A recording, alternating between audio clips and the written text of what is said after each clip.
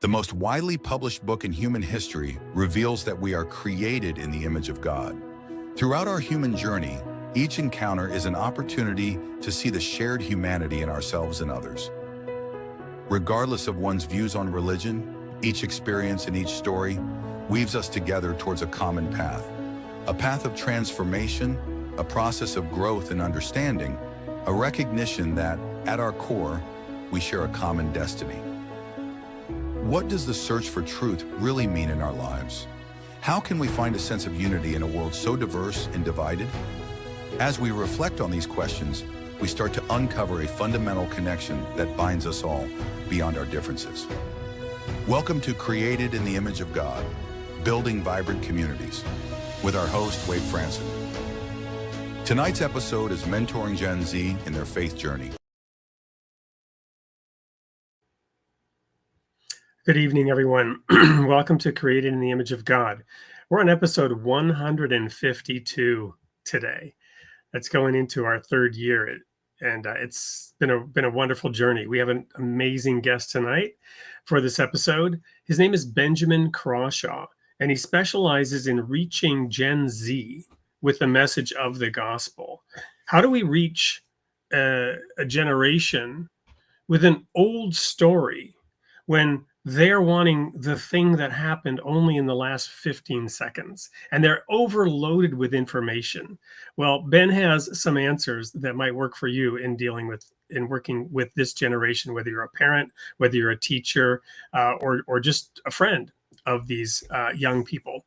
Let's welcome Ben into the studio. Thank you, Wade. Wow, 152 episodes.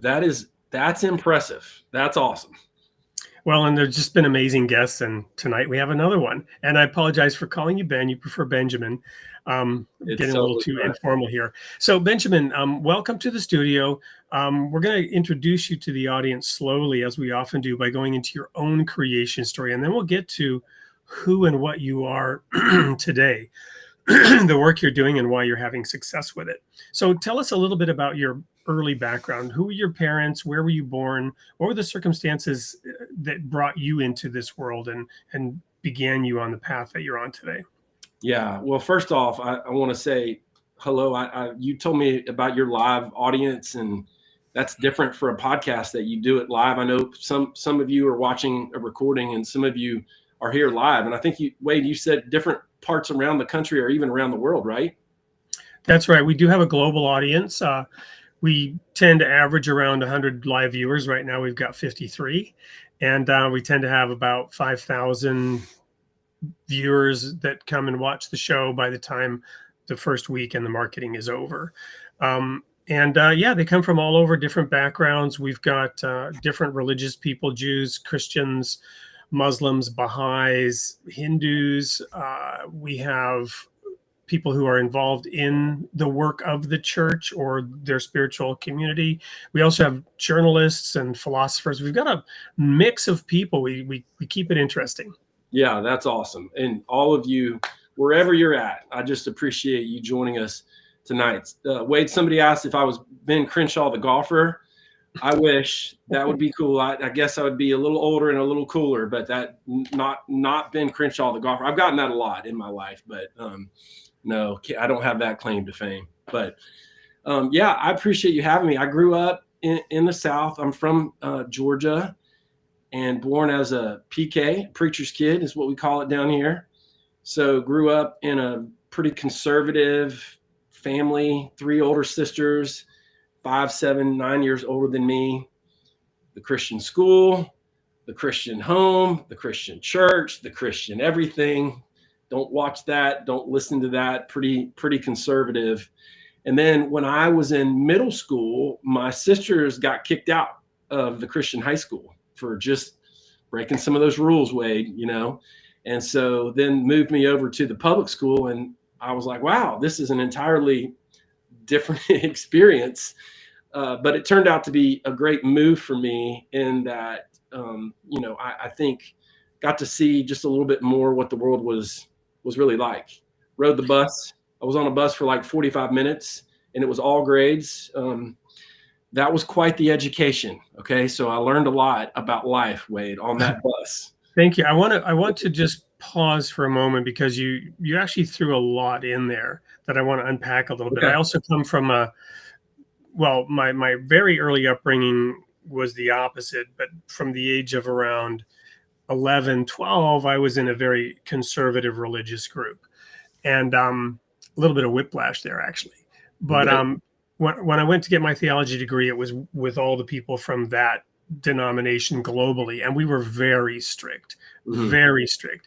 The reason I actually got in, despite my not so great recommendation from the local minister, was a bunch of the students got kicked out over winter break Right. for doing things that broke the rules even when they weren't on campus, and they got Right. reported by their congregations or whatever.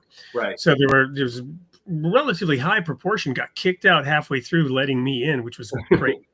But what I want to mention is this term PK, right? Preacher's kid. We had that as well. And at our theology school, which was a liberal arts, so it wasn't just theology, it was a liberal arts program. But a PK was not looked upon favorably because the PKs were the worst, right? They were the ones who maybe felt privileged, maybe felt special, maybe felt that they could get away with things, or maybe had some baggage because their dad was always gone traveling, visiting other people. Whatever the reason, the PKs were the problems often. So you mentioned your sisters getting kicked out, right? Right. So what was that like as a growing up the minister's kid, and what were there challenges that you had to deal with and overcome personally that might have affected how you approach this later? Yeah, that is a great question. I think my older sisters would probably have a better answer for you, or a more interesting answer than I would.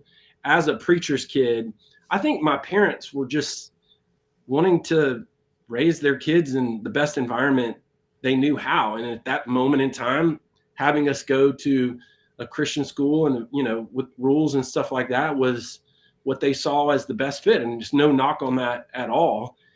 But I think this idea of that we are going to present ourselves a certain way as a family. I think my sisters did a pretty good job of knocking the idealism out of it. You know what I mean? And they got in trouble for drinking wine at a Pizza Hut. So school was like, that's it. You're out. You're gone. One of our audience members suggested this, which I think is exactly what you're saying. Probably a lot of having to be perfect in front of a lot of people a lot of the time.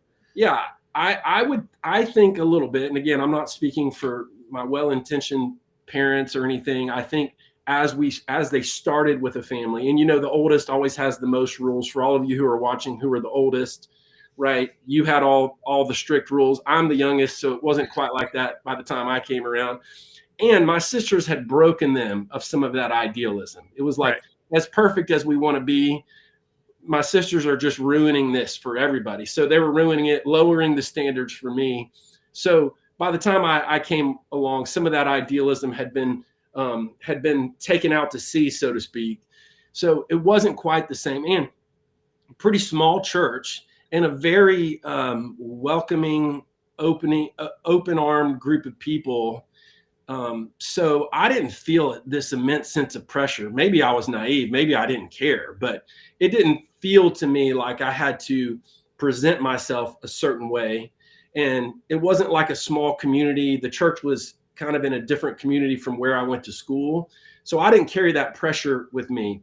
I loved going to church. I loved the people in my church. I just didn't feel any sense of like, I thought God was cool. I just, God didn't really have anything to do with the weekdays.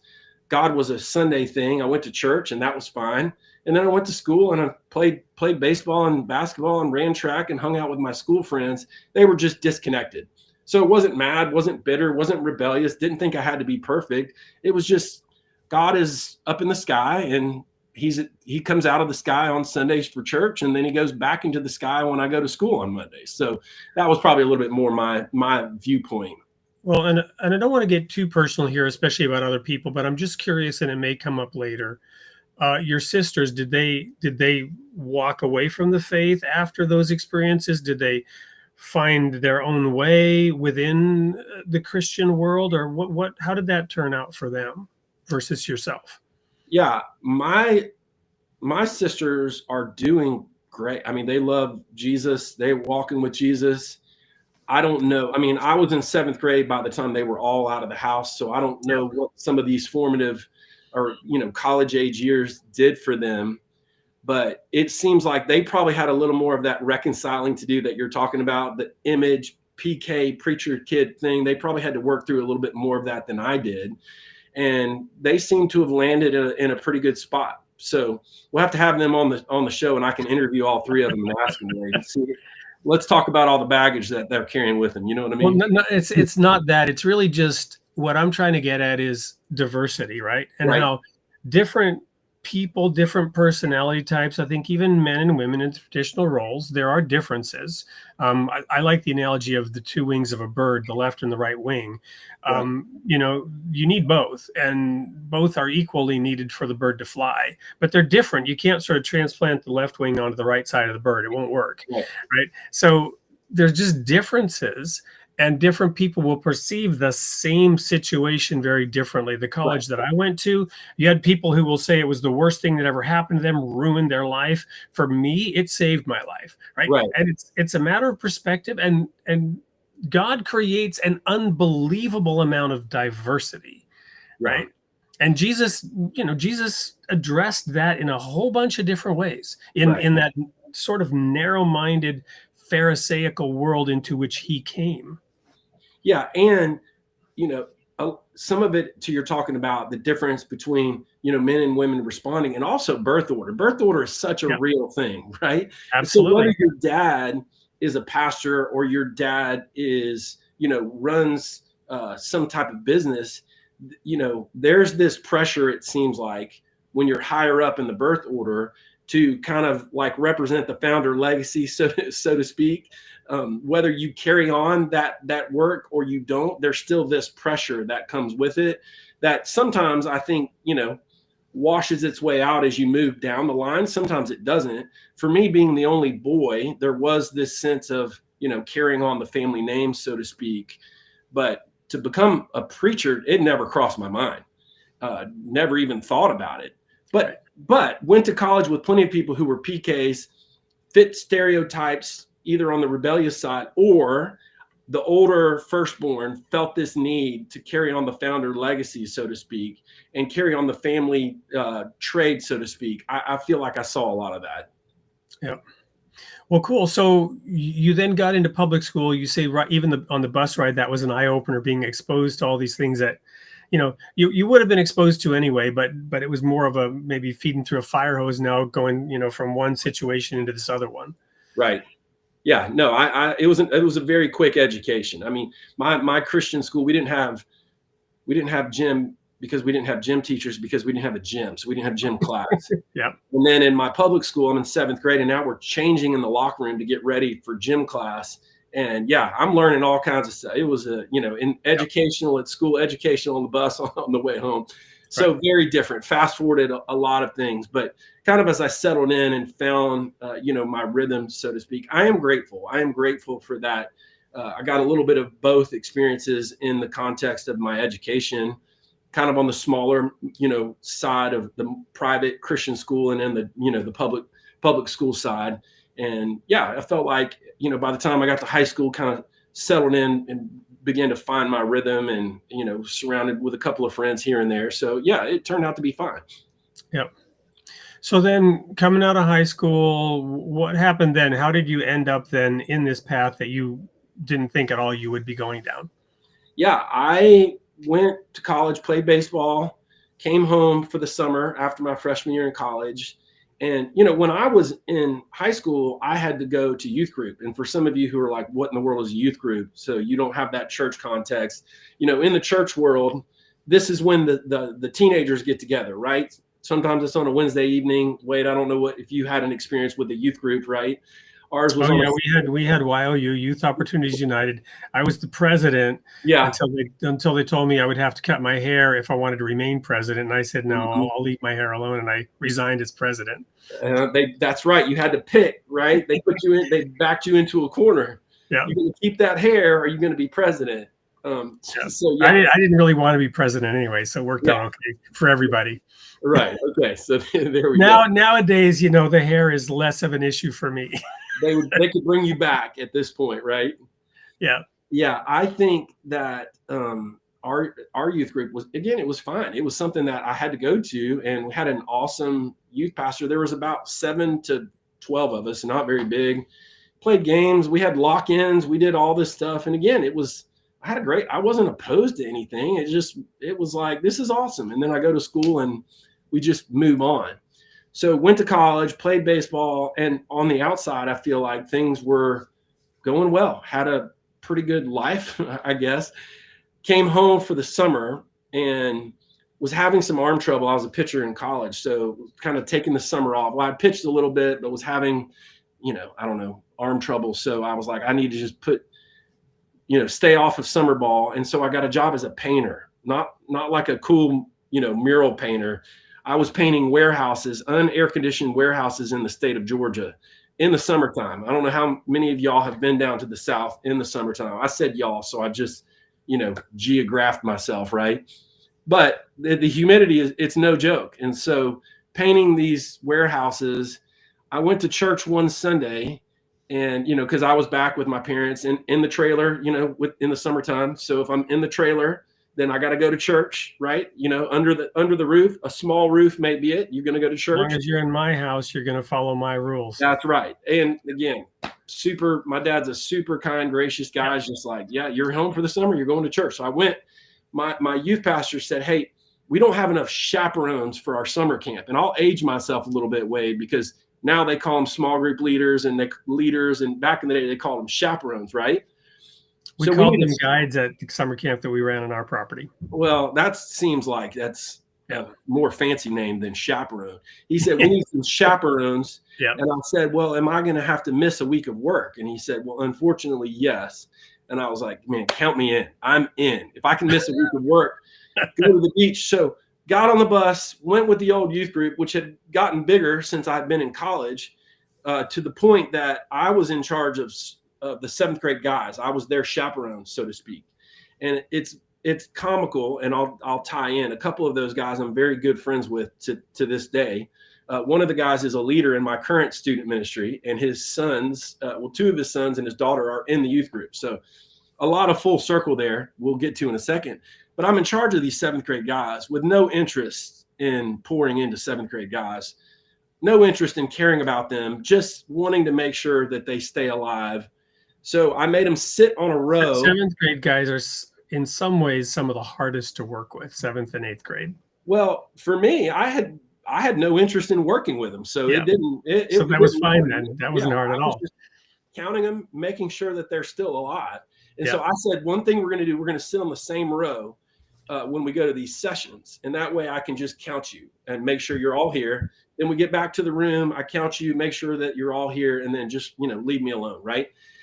So this week, Wade, I had one of those speakers, and some of you watching this, maybe you grew up with speakers like that who were like just mad at you, red-faced, right? I get a little red-faced because I get hot, and I'm sitting here under the lights, talking, but this is like red-faced because I'm angry, right? This guy was preaching hard at us all week, very angry, very upset with us, and I'm checking out for the most part because I'm like, man, why is this guy so angry? Why is God so mad at me and all this? It was the last night of camp, and just your classic last night of camp. And that was really when God got a hold of my life and took me up to that altar, which was just the area in front of the stage, right? And I just laid down, and it really was, Wade, as much that I wanted something different for my life, because I was so tired of my life just being all about me. All my decisions revolved around me. All my conversations revolved around me. All my thoughts revolved around me. All of my life, I was just the epicenter of my existence. And that's a miserable way to live, where all of our focus is just around us. And that's where I was. And I was miserable, realized it a little bit, didn't completely realize it. And that was, God worked through a lot of different people in the Bible, right? And that particular camp, God worked through a very frustrated, angry speaker to get a hold of my life. Well, I love that you crystallize it down to that difference between selfish and selflessness, right? I know that I was baptized, I think at around 18, and then I had this, despite being baptized, even after being baptized, I had a run-in with a state trooper in which I was running away from him in my car, ran off the road at 120 miles an hour, got taken to jail because it just wasn't working. And it wasn't that it didn't take, it was that the spirit was willing, but the flesh was weak. But the epiphany really came a few months later. We had this thing in the fall called the Feast of Tabernacles, the Feast of Booths. We were a Sabbath keeping church. We also kept the Jewish holy days. And this was 8 days of partying. It was called the Feast of Booths, Booths. We called it the Feast of Booths because the commandment is, appear before the Lord thy God in the name that he shall choose, and rejoice before him with wine and strong drink. And we did. And so, I mean, that's the commandment, you had to follow it. So, but me and my friend, I was 19, we were earning our own money and we had our own tithe, and you could save, you gave a tithe to the church, but you saved a tithe also to celebrate the holy days. And so we were at this big hotel, the whole congregation, and these were wonderful things. They were like 8-day vacations with all your church friends. And, most of the adults were mature enough to handle this. But as a 19-year-old, we had a keg of beer in the hotel room, and it was just this big party. And I've been planning this for months to have this really good time. And it ended up being so hollow and empty because it was all about the good time that we were going to have at this big annual spiritual party. And that was when God helped me see this isn't going to lead anywhere, and it's not fulfilling, and it's not the way. And at the end of that feast, I was so empty and so hollow from having just been selfish. And that realization hit home. Sounds like, your experience was different, but there was an element of that same thread there of, just focusing on yourself doesn't bring any satisfaction ultimately. Yeah. And I thought my story of laying on the altar, weeping in front, with my 7th grade guys worried about me was interesting, but I think your story is more interesting, Wade. The Feast of the Booths, is that what you called it? It's the Feast of Tabernacles, but it's also known as Booths, right? Because the Jews in New York, they'll make a little thing on their balcony, right? The Sukkoth is the Hebrew word, right? It's the tabernacle where Moses went to the tabernacle, the cloud came down, and at the end of it, and it symbolizes that we're temporary on this earth, and there's a whole lot of symbolism in it, but that English comparison, booths and booze, it was too close, joke, right? It was too close. Yeah. I do think, because again, I don't think this speaker was offering anything appealing to me. Yeah. He was mad. But as a side note, I do think he was trying to date one of my older sisters. So there was a little pattern right there, by the way. Just want to make that connection. And I when that was over, I said, hey, I gave my life to Jesus, but you cannot date that guy. That's too much, But it was me having to come to grips with was I at the end of myself or not? Did I have more left in the tank for me to center my life around? And it was what you're saying. I was just done with me. And I was tired of thinking about me all the time, talking about me all the time, revolving all my relationships around me. So it wasn't like Jesus was offered to me as like, wow, this is an amazing, this is the bread of life. This is this is the living water. This is the Father and the prodigal son. He was offered to me as he's mad, but I just wanted something other than me. And that's really, and the Holy Spirit used that to get a hold of my life, and things have never been the same since then.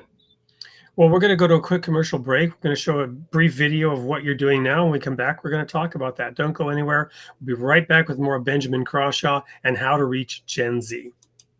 Hello, people. My name is Benjamin Crawshaw, and I worked with 3 other amazing authors on a project called The Path. The Path is an imaginative journey for the next generation. It also has an experience guide to go along with it, animation videos. This whole thing started with us just having a conversation about what do we want our teenage kids to know. This really is a project for anybody. Anybody out there who is saying, hey, what is my purpose in life? I've seen this quote that goes somewhere along the lines of, our job is to figure out our purpose and then spend the rest of our days living that out. But most people get stuck at part one. What is our purpose in life? We want to figure that out. And that's what the path does. It takes all of us on a journey to figure out what is our purpose in life. And then at the end of the day, all the things that you and I want in life are found in Jesus. And that's what the path talks about.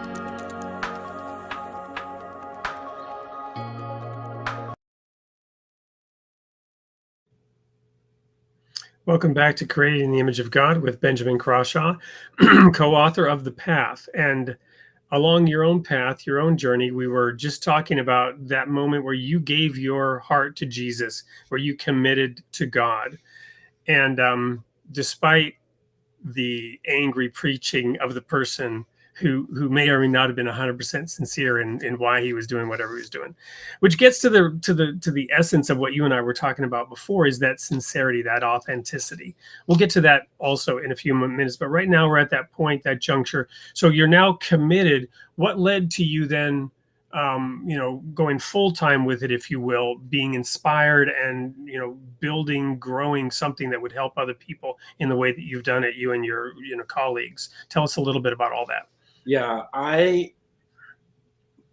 that was the end of my freshman year, and that camp was over, and I came home and I said, what do I got to do something for God, right? I got to, I grew up now probably is when growing up as a PK, the preacher's kid, probably started to emerge a little bit, is because I thought, okay, now I got to start doing stuff, which is, telling people, behaving better, knowing more, learning all this stuff. Well, I went to another school, and I went there because of baseball, where there were absolutely just no Christians. Now, in the South, where I grew up, almost everybody calls himself a Christian, or did when I grew up. And I went to a college where I lived in an apartment complex where people didn't even call themselves a Christian. And so I was there, and I was like, yeah, it was the end of one of our first practices. And I was like, hey, are we going to pray? And they're like looking at me like, what? Well, I grew up in the South, Wade, where we just prayed. You either prayed before the game or after the game, depending on the winning streak or the losing streak, right? If you're winning, you keep praying when you're praying, and if you mix it up a little bit. And so I played on pretty good teams. And so I just thought this is what we did. You just pray before or after practice. And so I said, guys, are we going to pray? And people are like kneeling and taking their hats off and stuff like that. And I realized that they were waiting on me to pray. And, if some of you have been around the church world or maybe not, praying out loud, that's a different level, right? You got to graduate to that level because you got to know the right words to say, right? Well, I didn't know any of those words. I didn't pay enough attention when I grew up in church, Wade, to know how you're supposed to pray out loud.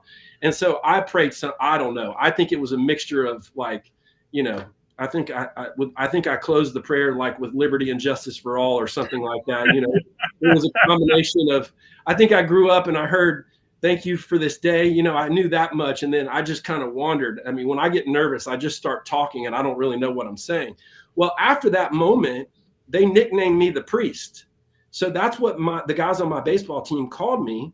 And so then they started kind of coming to me and talking to me about what was going on in their lives. And as it turns out, Wade, they were dealing with some very heavy stuff in their lives. And I'm trying to make it clear to these guys, look, I've been walking with Jesus for like 10 minutes. Like I went to camp not long ago. I'm not a priest. I didn't go to school to be a priest. I'm not qualified. I just went to a camp as a chaperone of 7th grade guys. And like the mean preacher somehow, got a hold of my life.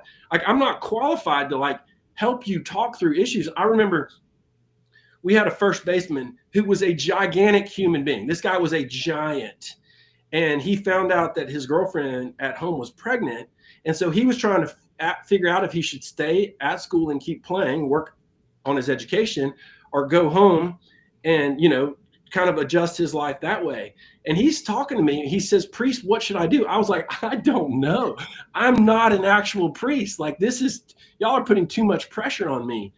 But all of a sudden, I find myself in a situation that year, Wade, where people, they just wanted to ask me questions and talk to me about stuff. And God gave me these opportunities with people. And, you talk about authenticity. You and I talk about authenticity.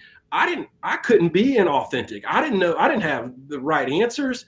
I mean, they were like, "Let's do this Bible study." And so I did a Bible study, and they're asking me questions, and I'm like, I don't know any of these answers. Like, I don't know. And so I'm just going to have to learn these answers so I can give you some answers. But it was a really growing experience for me with these guys who were just like hanging out with the priest, right?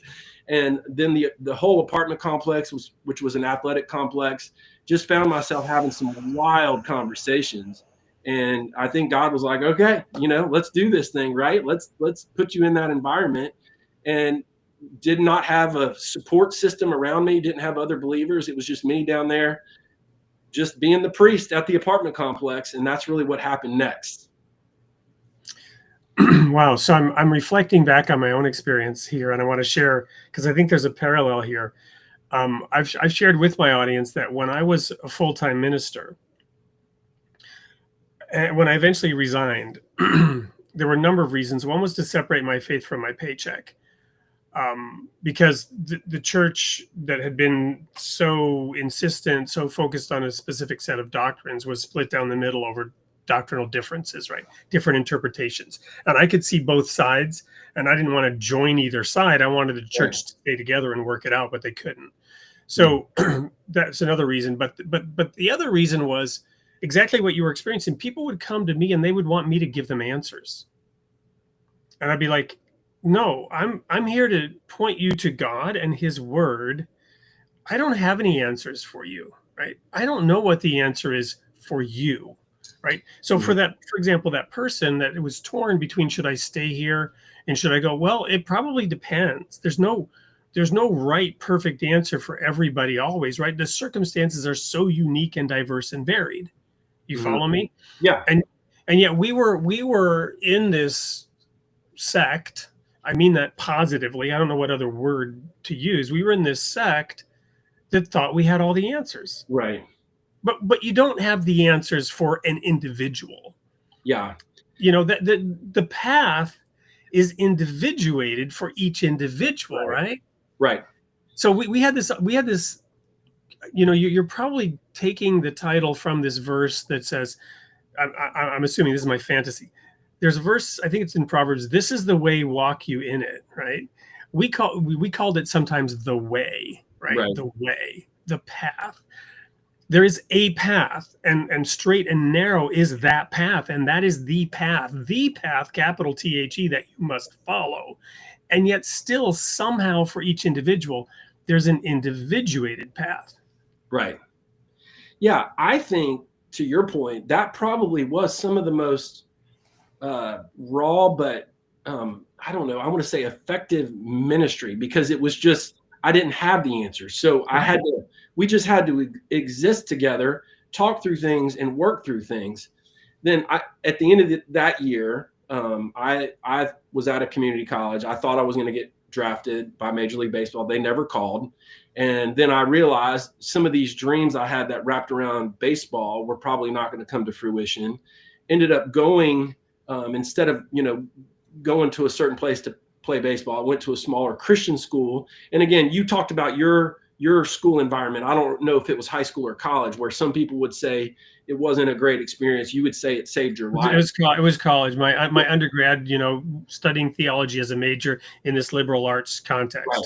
And then for me, I think that was huge for me. I went to a Christian college. I was a junior at this point and ready to surround myself with some other believers who have, lifelong friends. My college roommate, he and I talk on the phone every Wednesday, and we talked, this past Wednesday. And so it was pivotal and vital for me.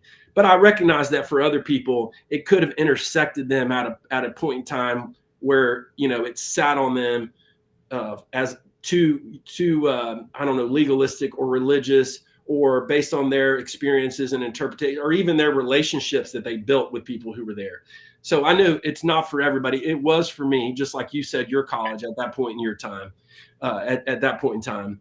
But so went there in college, got involved, president of FCA, went in, started working in ministry. Now, this is probably where I started veering towards thinking I had the answers, Wade.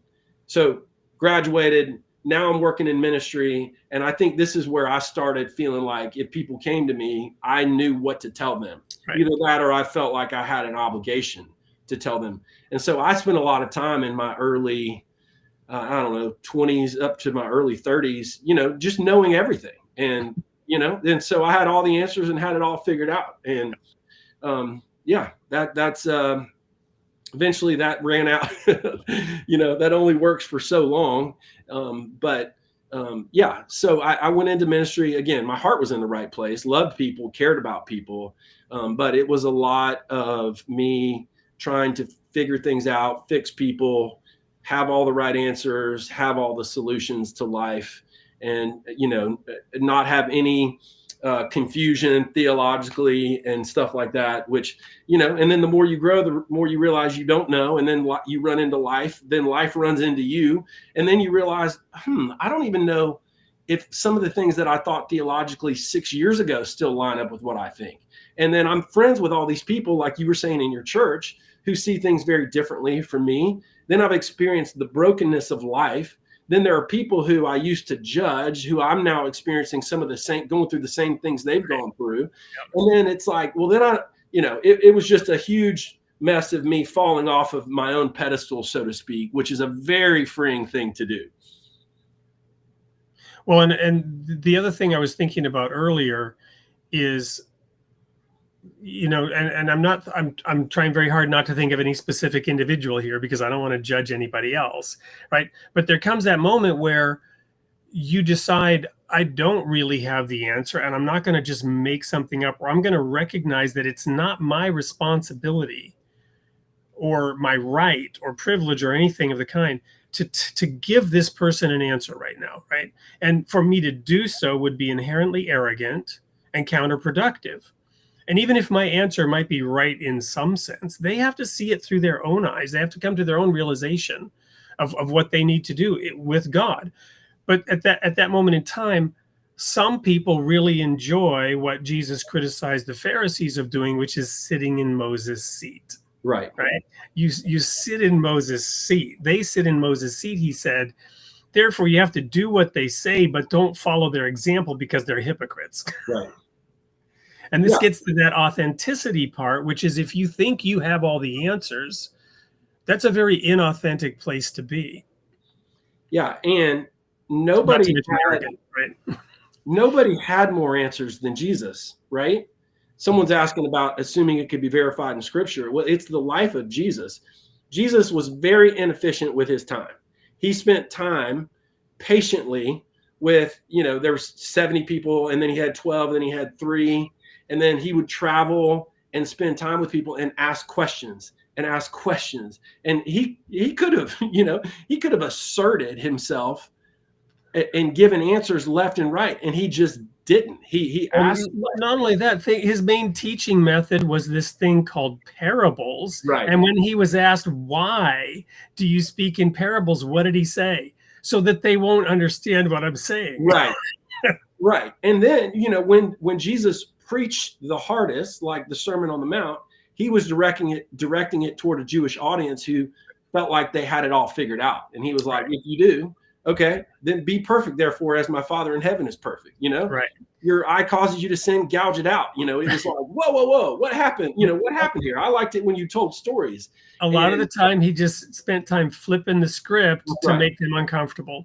Yeah. And so I think as I have gotten past myself, meaning having to have answers, having to fix people, having to be right, getting past the certainty, right? I think now I find myself more patient as opposed to impatient, asking more questions as opposed to fewer questions, being with people as opposed to fixing people, and trying to put myself in a position where people can be real about what's going on in their life, just like I can, as opposed to making sure things are fixed, so to speak.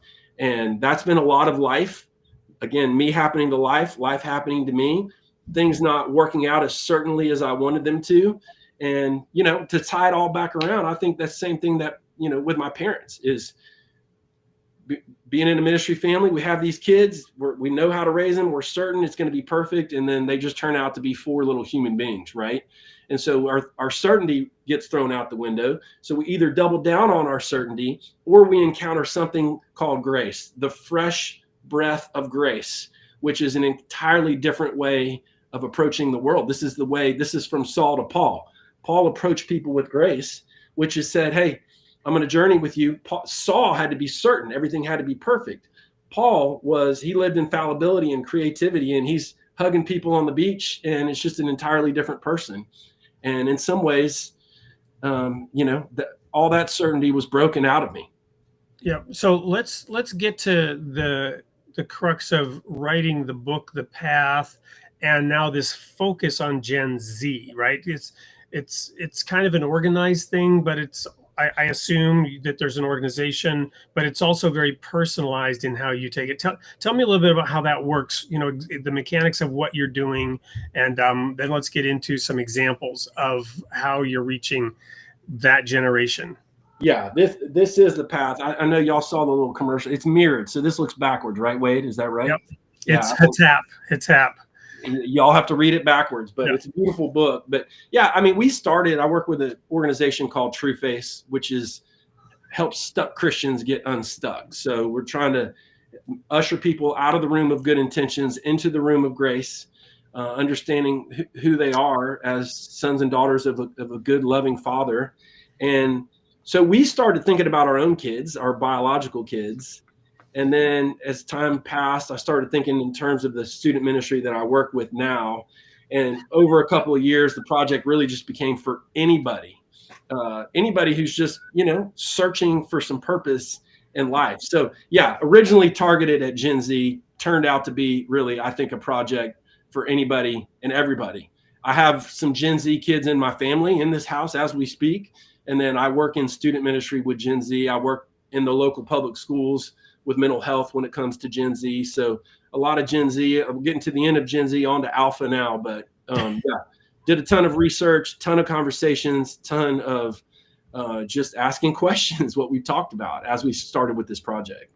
So let's talk a little bit about the particular nature of them, the challenge and opportunity that is Gen Z for them, for themselves, the challenges that they face in finding the path forward for them. Yeah.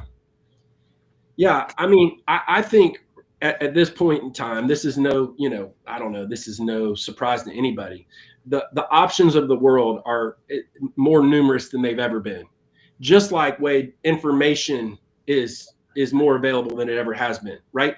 Most of the Gen Z people we know have more information at their fingertips than we had access to in our lifetime, right? And what is Gen Z, first of all? When did it start? What age are they today? Yeah, Gen Z, we're getting to the end. So my 12-year-old, I believe, is she still Gen Z? My 7-year-old is Gen Alpha. I think my 12-year-old might be on the cusp. My 16-year-old is definitely Gen Z. I don't know the top range. The problem is I learned the age and then they all got older. So the range, but I know my 7-year-old is Gen Alpha, and I'm not completely sure about my 12-year-old. But yeah, so somewhere between, let's say, 15 and 30 is typical. Yeah, and we really targeted a 25-year-old in mind. And for those of you in this audience who have a biblical background, when you think about the Old Testament book of Ecclesiastes, right? Solomon had everything, and he went on this search. He went on this search to find purpose, meaning. He tried all these things. That's what Ecclesiastes is all about. And at the end, Solomon died a pretty futile death as far as his purpose and meaning. And then you contrast that with the woman at the well. The Samaritan woman comes out in the middle of the day, talks to Jesus, becomes the first missionary to Samaria. And she encountered Jesus at that well on that day, and she found everything. And so that's what I said in that video you showed earlier. Everything in life that we're looking for is found in Jesus. And it just took me a long time to realize that. But I think for Gen Z and for all of us, there are so many places we can go define our purpose, our worth, our significance in life. It can be travel, it can be fitness, it can be family, having kids, it can be, justice, it can be religion, it can be all these things. And at the end of the day, all of these things come down to us. They all are dependent on me. If I am going to find my worth in standing up for something important, then it's up to me to determine what's the most important, and it's up to me to have it figured out, standing for that thing. And when it comes to Jesus, woman at the well, he's just like, it's just me. I'm offering myself. What you're really here searching for and looking for is found in me. So the tale, the search is as old as time. It just looks different for Gen Z than it did for generations before, just like it looked different for us than it did for our parents' generation. Yeah, and one of the things that you shared with me is this idea of trust and information overload. Today, we even have, artificial intelligence and the ability to create deep fake videos. The skepticism has probably reached some enormous proportion where nothing is believable. Right. I mean, yeah. I mean, people are going to ask, are we AI, right? Or is this what we're really saying right now, Wade? Or is they manipulating this video to make us say certain things? And I've even fed into this with my Gen Z daughter. Is I started early on, leading her to question these articles she would come across. What's propaganda? What, Yep. You got to learn to recognize when they're trying to entice you emotionally, that's propaganda. They're trying to clickbait, sell something. Well, and even, the false flag concept, right? Somebody's planting misinformation. It's not even propaganda anymore. It's misinformation for the purpose of getting you angry against.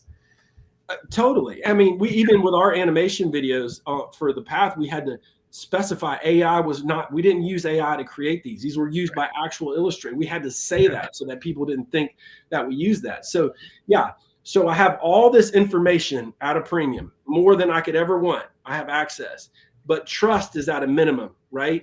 So that's why it's, the situationship culture, the hookup culture, the, gaslighting, whatever, like all these different things when it comes to relationally.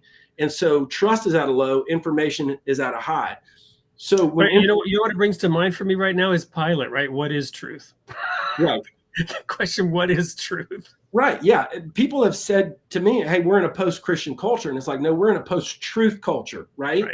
And so when you're in a post-truth culture where skepticism is at a high, trust is at a low, you're looking for something authentic and something real. And that's why I've said, I know a lot of people don't buy into this. Gen Z it's the best generation positioned to encounter the gospel, because this is what Jesus did. Jesus didn't come with information overload.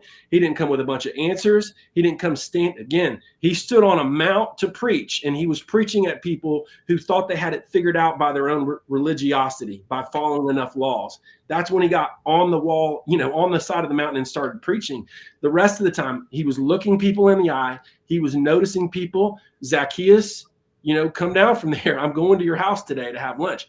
I see you up there, the person, the man at the pool, I see you, I hear you. Jesus noticed people, encountered them, looked them in the eye, asked questions. Right, because at the pool of Siloam, his excuse was, nobody takes me to the water. I've been here for 28 years and it's as though I don't exist. Right. Yeah. And that verse, I don't know where it is, where Jesus saw them and had compassion on them. Right. And so he offers this authentic experience in a post-truth, highly cynical, lack of trust culture. And so it's a perfect fit for what they're looking for, something authentic and something real. So I think Gen Z is perfectly positioned for the gospel. Now, is it going to be presented through someone standing up on stages and preaching at them? I don't know. I don't think so. Very, very much could happen. But that's more information. And I think what becomes elevated it becomes these authentic experiences. And so I've told you before, Wade, I equate it to, if you eat fast food all the time, then you're like, man, I'm craving a home cooked meal, right? And if it's information, artificial, propagated, produced, or whatever, I begin to crave these authentic experiences. And I think that's the best place for the gospel to be presented and offered, is through high trust, authentic relationships. And that's why our ministry, we call ourselves True Face. It's just our true, authentic selves. Beyond the mask was our original slogan. And then after COVID, everyone thought we were a mask company. And so we've said, no, that's not our slogan anymore, because we're not. But it was moving beyond the mask that, and a lot of church space people live with a lot, which is this, we put it together on Sunday, we get dressed, we comb our hair, we look better on Sunday than we do the rest of the week. I do have to say, though, because just today, or in the last couple of days, well, in the last months, right, slowly the layers of onion are being peeled back around what was and was not COVID, and what did and did not happen at COVID. And just now they're rolling back the vaccines, and they're sharing that, things were hidden up. So I think there's something powerful, not even ironic, serendipitous about your work. And, right. Even the reference to the mask, because that's a symbol, and it's not a positive one, of how where we went as a society, where we are as a society. I love the idea of, what was the exact slogan again that you used to have? What, beyond the mask? Beyond the mask. Yeah. That's a really great slogan, even though I understand why you don't want to lead with that. But, right. But there are layers of power there beyond the mask. Right. The authenticity, the truth. Right. Who was really trying to help anybody? Who was really trying to protect anybody? I mean, if we want to understand why Gen Z might be cynical, look no further, right? Right. Yeah. And I think, so for me, what becomes higher value is what's most connected to authenticity. So for example, you want to talk about classic student ministry. So showing up at an event or at a game for somebody who's in the student ministry, and then building a relationship, which is very inefficient, takes time, and it takes just deposits, right, to build a relationship. Right. And so then if there's an open window of, hey, I'm struggling with something. Hey, and I use a guy in my student ministry who plays soccer and been going there a bunch of years. And it's just these slow deposits, show up at a soccer game, and then, hey, I want to talk. And so we finally talk. And so he just opens up. He's having some anxiety. He's a goalie. He's a keeper. And so, there's a lot of pressure on that. And so then, Wade, I have the opportunity to either establish myself as the expert who has the answers, or to say, yeah, I get it. I totally struggle too. Part of it is wrapping up our identity in what we do. Part of it is like, man, God is part of how God has made you is to be an incredible soccer player. That's part of the gifts that he's giving you. That's not the core of who you are. And I struggle with this in my own life, finding the core of who I am in these external identities, instead of just understanding, I'm a loved son of King Jesus, who's a good father, whether or not I'm making a lot of money, whether or not I do really well when I'm on Wade's podcast, and it's same with you. When it comes, whether you have a good game or a bad game, it doesn't change your core identity, but I totally get that struggle. So as opposed to me saying, hey man, I hear what you're saying, here's the answers. Once that door is open, I just lead with authenticity. One of my best friends, this dude, he's got this 75-year-old mentor who's just this incredible guy. And they talk on the phone, and this 75-year-old, who just lived an incredible life, starts the conversation by telling him what he's been struggling with. And this guy's like 30 years older. He's the obvious mentor in the situation. There's no question his life, his legacy has been incredible. And he starts with his own struggles. And that's how we lead. We lead by saying, we get it. We struggle too. We're in this together. Let's walk together, journey together. I'm here with you. I'm right beside you. That's a relationship of trust, authenticity. And then, Wade, I know I'm getting long-winded here, and I apologize, but then I'm looking for seeds to speak into their identity. So you're telling me about your anxiety with soccer. So this is not an opportunity for me to affirm the fact that your identity is a soccer player. I'm affirming the fact that you're a loved son of King Jesus, who's a good father. That's an identity that cannot be taken away. It can't be stripped. It can't be earned. It can't be lost. It can't be stolen. That'll be with you even when your days of playing soccer are over. Now, soccer is part of how God wired you. You're incredibly gifted at it. God can use it for your own experiences and to build relationships with others, but that's not the core of your identity. That's a secondary identity. But these doors are not open unless there's trust. And trust is not open without authentic, high trust experiences. So for me, I post about our youth group on social media, and I post about it kind of imperfectly. I don't try to make it seem like I'm perfect. I don't try to put the best reels of me together. I just try to let people know we're just doing the best we can, because I'm trying to let the authenticity seep through. But social media and me posting is just not at all one of the top priorities of what's happening in student ministry. It is face-to-face, authentic communication and relationships led by vulnerability with the idea of fostering trust. And I'm sorry, I got a little long-winded there. I apologize. No, it's great. I'm loving it, and I'm sitting here reflecting as you talk.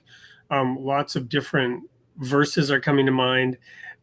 Jesus, when he was walking through the crowd, said, "Hey, who touched me?" Right. Right. And his disciples were like, well, what are you talking about? People, right. What do you mean who touched you? Right. And Jesus knew somebody touched him. And then the segue is, God speaking to Israel saying, come, let us reason together. Right. Not come, let me lecture you. Right. Come, let us reason together. Let's have a face-to-face talk. Right. Let's discuss this. Let's think about this together. And, my own camp experience, there was this, Dr. Kermit Nelson. He was the head of the camp programs in our churches. And I was very involved in it. I went to the church camp in Scotland 6 times, participated in our winter camp in Salzburg, Austria, skiing, winter skiing. And I personally led and directed for 5 years a camp in Germany that eventually expanded to be operated in 4 languages. So I was in South Africa as a counselor.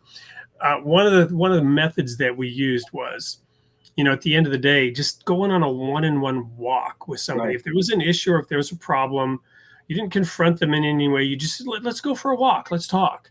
Right. And you try to find out before you even bring up the issue, right? So what's going on with you? How are you enjoying the camp? Rather than just address the issue head on. Right. Try to develop, just force yourself, if it doesn't come natural, to develop a little relationship. But after you practice it, it comes natural after a while. You don't even imagine or think of doing it any other way. Right. Yeah. It's inhuman, right? Yeah. So there's this quote, and to throw kind of a bone to my Baha'i audience, this is probably too much Jesus for them, which they shouldn't feel that way. They shouldn't react that way, but sometimes they might react that way. And that is, there's this quote by the founder of the Baha'i faith that says, the people are wandering in the paths of delusion, bereft of discernment to see God with their own eyes, to hear his melodies with their own ears. Thus have we found them. And then here's the key quote. Thus have their superstitions become veils between them and their own hearts. I mean, if that doesn't describe the Pharisees, right? Their superstitions, their own interpretation of what God said, right? Taking the truth of God, the word of God, and approaching it in a way that is inauthentic. It becomes a superstition, right? It becomes a belief, a dogma that you hold on to, and it becomes a veil between yourself and your own heart. But once you approach things the way Jesus did, right, with a personal connection with the individual human being, it's very natural. Yeah, totally. And I think that then allows you, and this is what I love about your podcast, different people, different backgrounds. If I could have conversations with all the people who are watching this, it would just be to ask questions, to approach with curiosity, not with answers, but just to know you, to know your story, to know what's going on in your life. And so I think to back up to the idea that you were talking about of what you were mentioning in South Africa, right? Where you said you got to have, what were you talking about at the end of the day? Just a one-on-one. It's actually a walk. We used to call it a walk by the way. Yeah, right. A walk by the way. You kind of walk. You almost walk a little bit off the path. Right. And so when I work in, the school system, when it comes to mental health, they'll call me when there's like a crisis or something and come in, or work with parents of teenagers who their teenagers are dealing with mental health struggles. And I talk about, hey, the number one thing is for you to get on the same side of this struggle with your teenager. You're not on opposite sides. Amen. Right? Same side of the tug of war rope. We're not on different sides of the tug of war rope here. We're not on the opposite sides. Well, they're trying to vet through a therapist who's a good fit for their kid. Well, in our place, maybe the same as your area, those great therapists, they're backed up. So if you get on their list, it's going to be a while. So a lot of them are like, what do we do in the meantime? And so there's things that you do, making sure that they, are eating protein and all this stuff, but getting outside and going for a walk together. This is one of the things that I've tried to do with my kids from the very beginning. Is we're going to go on a walk. We're going to talk about stuff. I got 5 questions I'm going to ask, and they could be lighthearted, all this stuff, but we're moving. We're under the sun, which is good for your mental health. And we're having conversations. You don't feel like I'm having to stare at you or look at you. We're just walking and talking. And so, man, it's been so important for me. And so I've had to force it a little bit at the beginning. And it's like, no, we're going for a walk. Come on. And now, they understand it's just a part of what we do. It's time to go for a walk. No agenda. We're just going for a walk. Sometimes we talk about stuff. Sometimes we don't. But that's the same idea, as opposed to me coming home and saying, hey, you did this, you're wrong. Let me lecture you. Let me discipline you. Let's go for a walk. We're on the same side of the struggle. This is what I'm talking about, Wade, when it comes to all of Gen Z, is I want to get on the same side of you. I'm not going to get on the opposite side of you with all of my knowledge on my platform, trying to tell you how much I have figured out. I'm going to get on the same side of you, which means curiosity, asking questions, authentic relationships. We're going to walk together. I'm going to be vulnerable with you so you don't feel like I act like I'm having it all together. And at that moment in your life where you feel like all of these things I'm trying in life are coming up short, Jesus may be the answer for you. So for all of you who are watching, read Ecclesiastes out of the Old Testament and then read the encounter of Jesus with the woman in the well. But I think I would take it one step further than that, or maybe one different step, Wade. I heard a guy say 3 years ago, what's fractured in relationship can only be healed in relationship. And so for a lot of people who are watching this, their fracture has come from life. Like I said, I happened to life happened to me. Some of it happened through very close relationships, and some of it happened through the church or through, people who hurt them in the name of Jesus, swinging a sword at them, And so it feels odd to think, I'm going to be healed from this fracture. The word of God as a two-edged sword cutting asunder. Yeah. But that I could be hurt by church people, and the way that fracture is healed is by a high trust community with people who love Jesus, not necessarily, may not be church people, but people who may even just be figuring it out, but they love me and they're creating a safe place for me to walk together as I heal. And that's, again, True Faith Beyond the Mask. We're trying to create these high trust environments where people who are coming from all kinds of backgrounds, some of them hurt in the name of Jesus, some of them hurt in the church, can find a high trust, authentic, loving community to get healed, and to realize that maybe your view of God, which was just the judge with his arms crossed, or that police officer chasing you as you're driving away at 120 miles an hour, that when Jesus had an opportunity to describe to us what God was like, he told the story, the parable of the prodigal son. And it's the father running out to wrap his arms around you. And when you're around a community of people who can say, this is what God is like, he's running out to wrap his arms around you. And so are we. What's fractured in relationship can only be healed in relationship.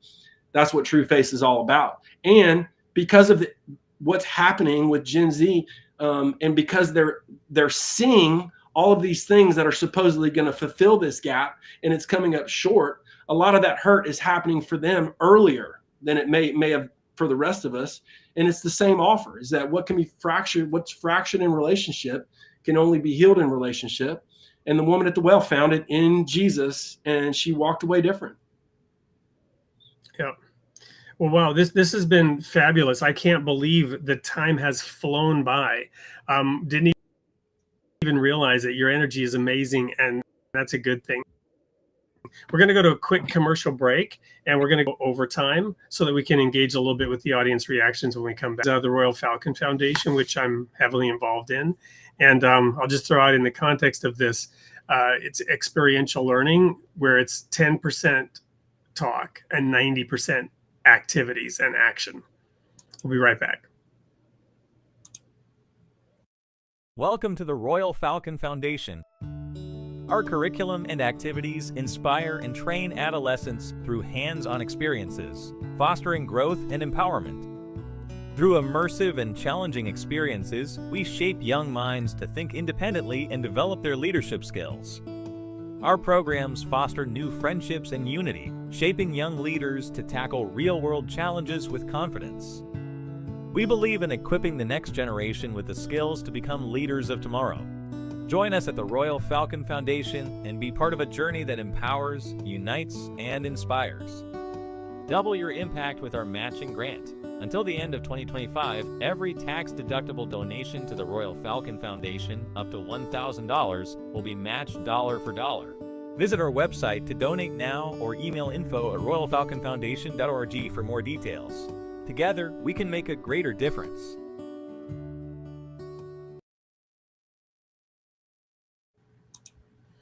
Welcome back to Created in the Image of God with Benjamin Crawshaw. We've been talking about how to reach Gen Z with the gospel message by the co-author of a book called The Path. We've just had amazing conversations back and forth about how this can be done, the building of trust through direct relationship, authenticity versus just preaching at people, especially a generation that already has information overload. So we do have quite a few comments. We really only have time to just pick a couple. I will. We already looked at one earlier, but let me find something here, and you can also I don't know, Benjamin, if you see anything in particular that you want to address. A lot of back and forth banter, but let's see here.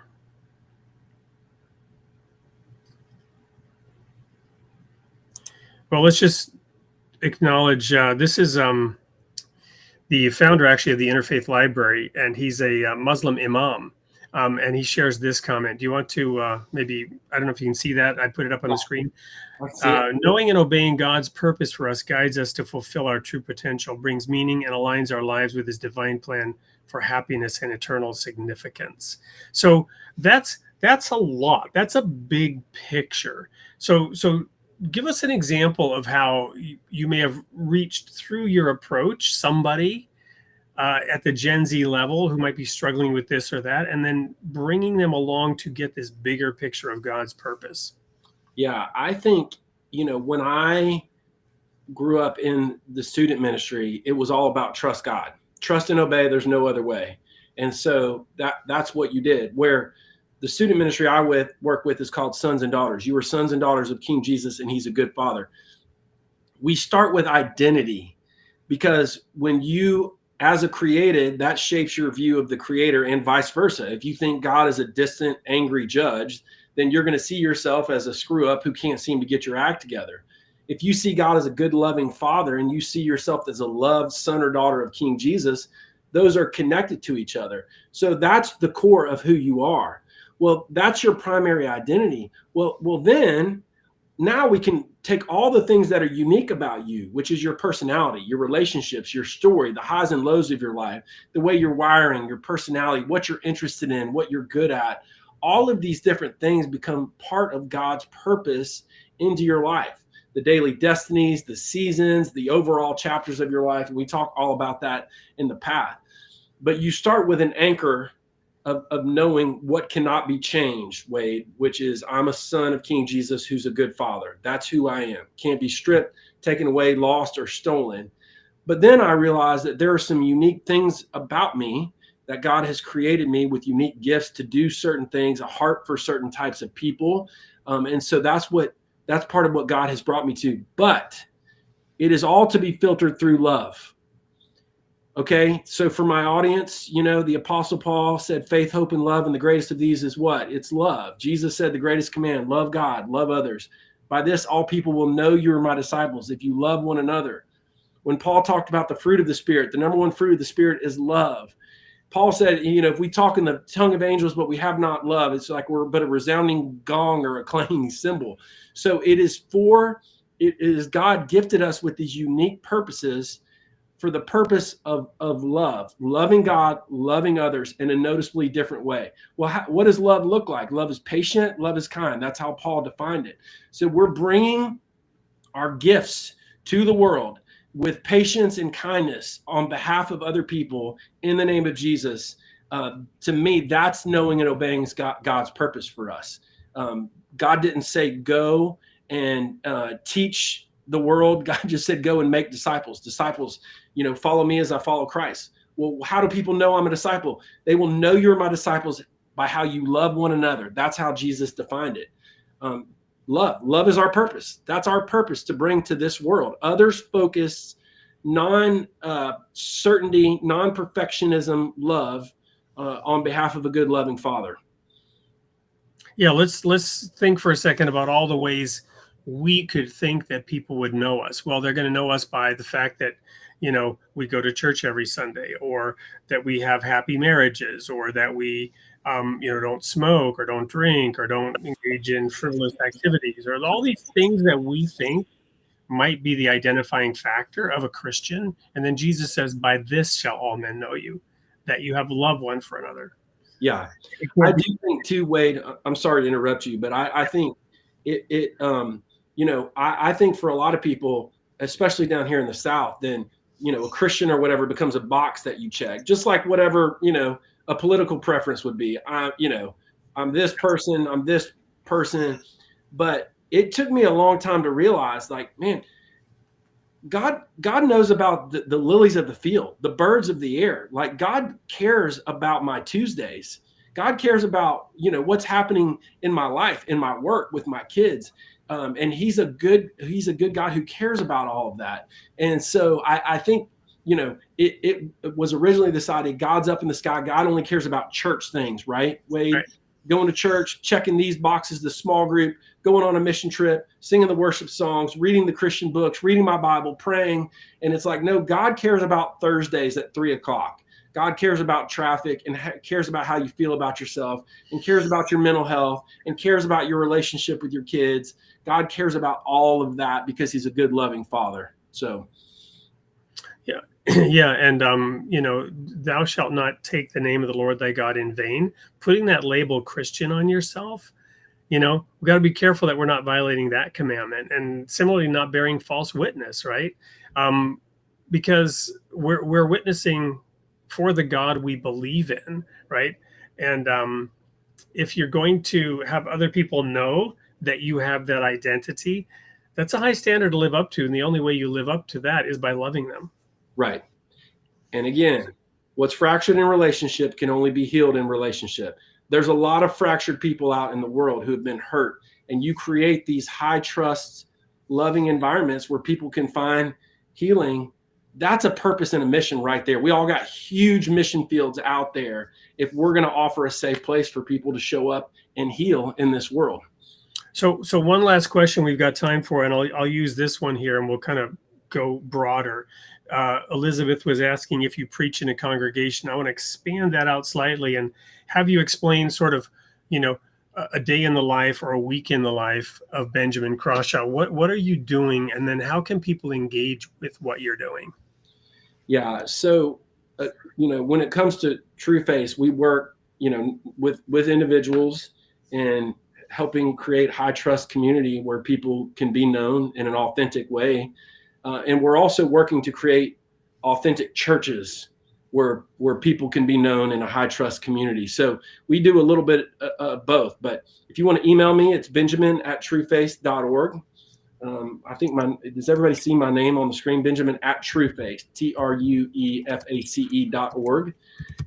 Also, trueface.org is the website. If you want to find out more about it, I just put it in the chat. And now we've got it.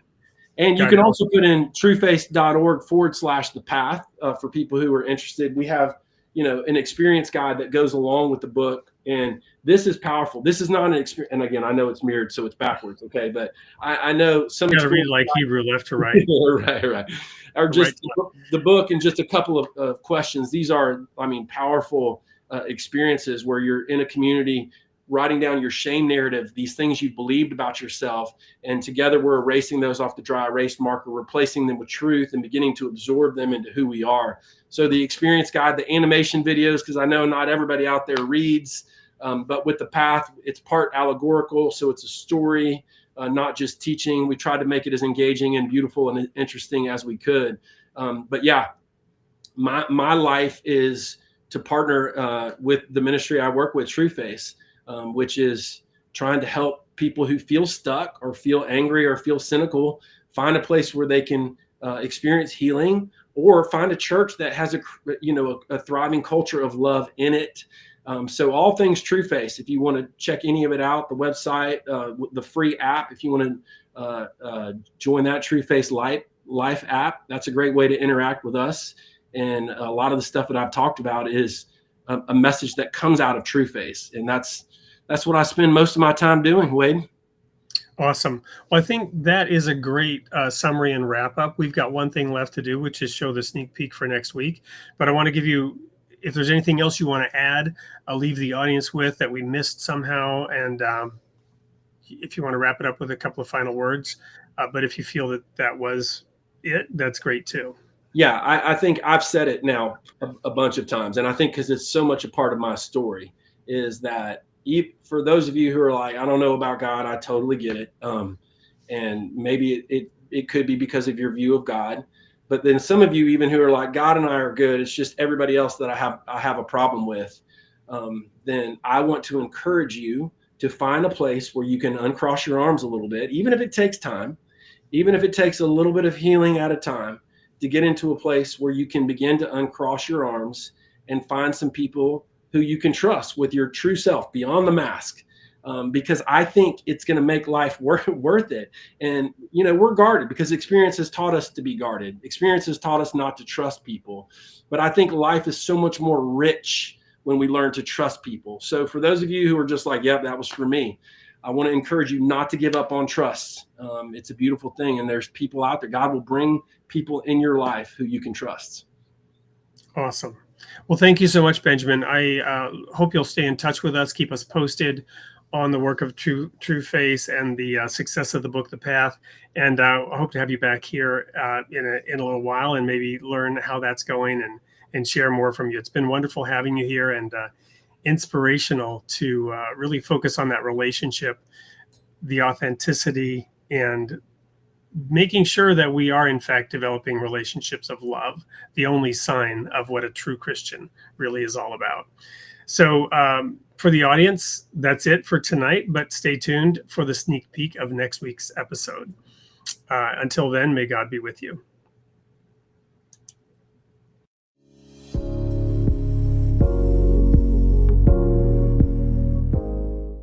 Hey everyone, it's Wade Franson back with another sneak peek for Created in the Image of God. We are in the studio with Sam, let me try to get his name right, Vadakikut, and he will be telling us about the difference between trying to take ownership and being a steward of wealth. What is the purpose of wealth? How do we integrate material things into our physical life so that we're not serving two masters? Welcome to the studio, Sam. Thank you, Ray. Appreciate this opportunity. Well, this is one of the conundrums for those of us in the West, in a very successful material world, where Jesus said you cannot serve two masters. You can't serve God and this King James word mammon, right? What does that verse mean? What was Jesus getting at? I mean, are we supposed to walk around in rags with a bowl begging like the dervishes from your part of the world, where you originally come from? Yeah, I mean, that's a great question, and also a confusing one, right? What is this mammon thing? It's interesting. It doesn't say you cannot serve both God and devil. It's not even mentioned that the mammon. So what is this? So this is something that I dug into it and realized that it's a force, it's a spirit that is behind this thing called money and wealth and material things that lures you, that in one way deceives you to think that the more you have of that, the more valuable you feel and more worth you feel. So that's the deceptive side of the spirit of mammon, which is a force that's a deceptive to make you feel valuable and things that make you feel like, okay, if I don't have this, I'm not going to be feel or worth anything. Compared to God, he's saying that you are valuable just the way you are. So that's the difference when he says you cannot serve both God and mammon. That means either you trust in God, Abba, the source, or mammon, or the material thing that lure you into needing more and more just to keep yourself worth. Well, and it is hard to strike the right balance and get the right spiritual fine tuning around the spirit of this, right? So I'm really excited about this episode because for me, Revelation chapter 3, chapters 2 and 3, the message to the 7 churches, right? You have that final church of Laodicea, Yes. where the people are rich and increased with goods and have need of nothing. That Right. came to mind as you were talking. And God says, in reality, you are miserable, Poor. blind, poor, and naked. And he calls them lukewarm and says, I will spit you out. I will vomit you out of my mouth.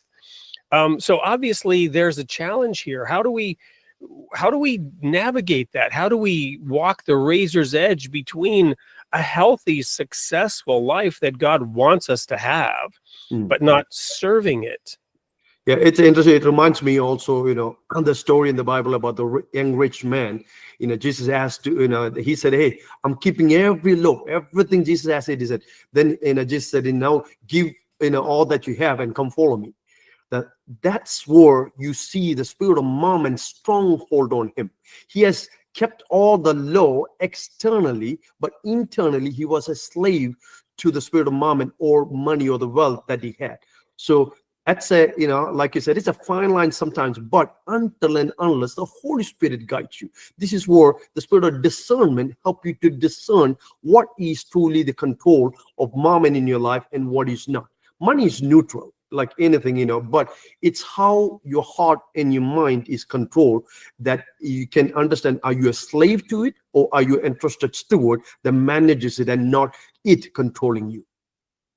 Well, thank you. One of the quotes that my audience, I think, is largely familiar with, because I've mentioned it a number of times, is, with fire, we test the gold, and with gold, we test our servants. Yes. So we're going to dive into that topic in depth based on the Word of God with Sam Vadakekut.